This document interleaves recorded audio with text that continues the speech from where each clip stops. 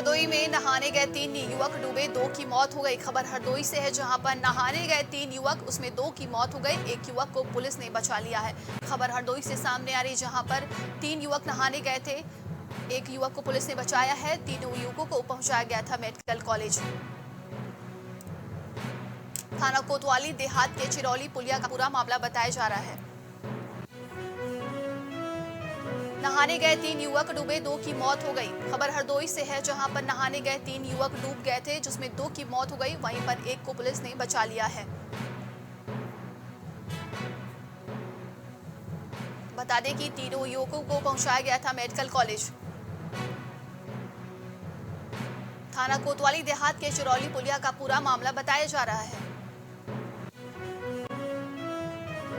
खबर हरदोई से सामने आ रही, जहां पर नहाने गए 3 युवक डूबे हैं, जिसमें 2 की मौत हो गई।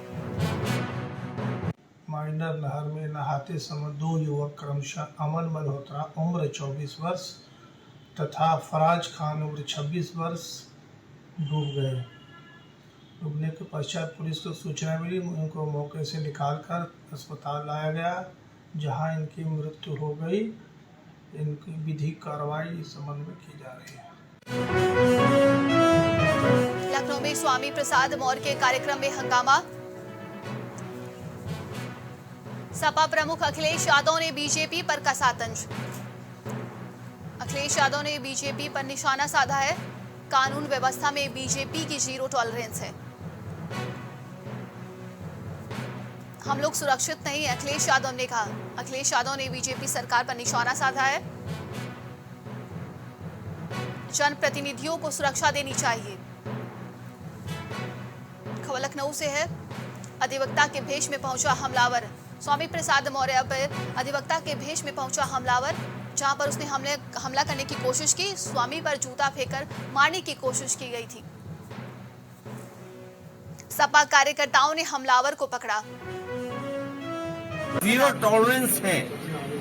ये कैसी जीरो टॉलरेंस है जहाँ पर कोई भी किसी के सभा में घुस जा रहा है अपमानित करने के लिए।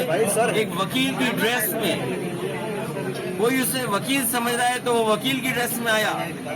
और इसी प्रदेश में आपने देखा होगा कि पत्रकारों के आईडी के कार्ड के साथ क्या शूटर्स नहीं पहुंच गए।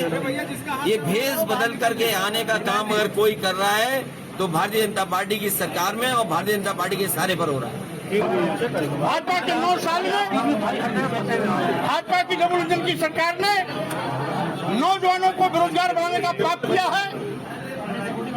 महंगाई की मार से जनता की कमर तोड़ी है। जीएसटी का उपयोग कर व्यापारियों को भी शोषण का शिकार बनाया। लाभकारी मूल्य देने का वादा करने के बावजूद भी। बता दें कि स्वामी प्रसाद मौर्य के कार्यक्रम में हंगामा हुआ है। एक हमलावर स्वामी प्रसाद मौर्य पर जूता फेंकने की कोशिश किया। कार्यक्रम में पहुंचने से पहले उन पर हमला करने की कोशिश की गई थी। स्वामी पर जूता फेंककर मारने की कोशिश की गई। खबर लखनऊ से सामने आ रही है। सपा कार्यकर्ताओं ने हमलावर को पकड़ा।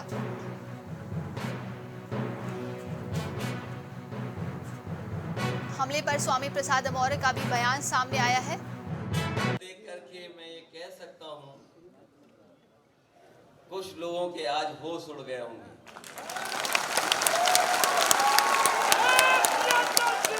उन्हें समझ में नहीं आ रहा होगा कि आज लखनऊ से ये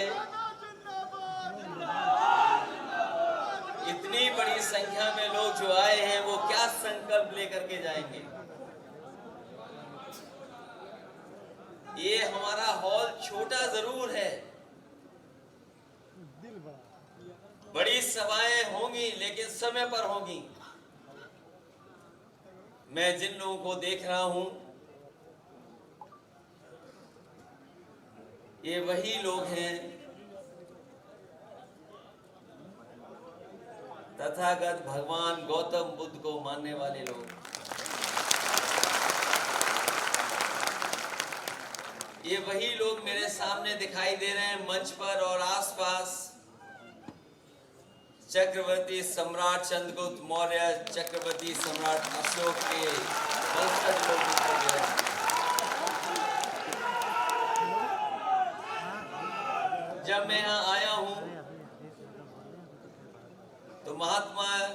ज्योतिबा फूले, सावित्रीबाई फूले के मैंने द्वार भी देखे हैं, और मैं ये समझ सकता हूं इस बात को कि हम पिछड़े कभी नहीं थे। समाज की साजिश की वजह से हम पिछड़े हैं। हमें सम्मान देने के रास्ते पे ले जाता है। इसलिए आज जहां हमारा देश विकसित होना चाहिए, वहीं हमें यह भी सोचना पड़ेगा कि वो कौन सी समाज की ताकतें हैं जो बाबा साहब भीमराव अंबेडकर जी का दिया हुआ संविधान को हम लोगों से छीनना चाहते हैं। हम तो वही लोग हैं जो पिछड़े बना दिए गए। वैसे तो हम लोग अगड़े हैं। न जाने किसने साजिश की थी हजारों साल पहले, जिसके कारण हम और आप आज भी पिछड़े हैं। जो समाज की उस समय बुराई शुरू हुई थी, वो आज भी बुराई वैसी की वैसी है। समय समय पर महापुरुष लोग आए, गुरु संत आए, जिन्होंने समाज को जगाने का काम किया। कुछ लोग जागे, कुछ नहीं जाग पाए, परिवर्तन हुआ, नहीं हो पाया। लेकिन अब तो लोकतंत्र है और वोट की कीमत है। सामाजिक परिवर्तन की ललक को लेकर आज सामाजिक परिवर्तन के साथ साथ सत्ता परिवर्तन की कसक लेकर के आए हुए हमारे नौजवान कर्मठ साथियों, नौजवान साथियों, भाइयों और सम्मानित बहनों, बहुजन समाज में जन्मे संतों, गुरु, महापुरुषों ने समय समय पर हमें सम्मान और स्वाभिमान के लिए सावधान किया, सामाजिक परिवर्तन की बात को आगे बढ़ाई। आज हमारा भारतीय संविधान समाजवाद, लोकतंत्रात्मक, धर्मनिरपेक्ष, न्याय, स्वतंत्रता और समानता पर आधारित है। लेकिन वो भूल जाते हैं, ऐसे पागल लोग अपनी बेटी और बेटे की आरक्षण को खत्म करने वालों का साथ दे रहे हैं। ऐसे लोग अपने सम्मान और स्वाभिमान के खिलाफ आवाज उठाकर अपने सम्मान और स्वाभिमान को यथार्थवादी ताकतों के जूते के तले रौंदने का मौका दे रहे हैं। ऐसे लोग संविधान को खत्म करने वालों का साथ दे रहे हैं।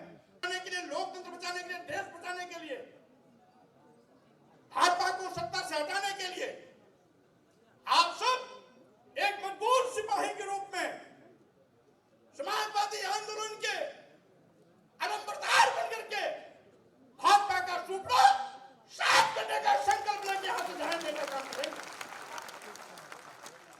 इसीलिए साथियों, मुख्य अतिथि जी आपके बीच में बोलेंगे, और जब तक माननीय मुख्य अतिथि जी का भाषण पूरा खत्म न हो जाए, अच्छा, ये समाज तड़प रहा है कि कैसे हम सत्ताधारी बने, कैसे हमारा समाज सत्ता में शामिल हो।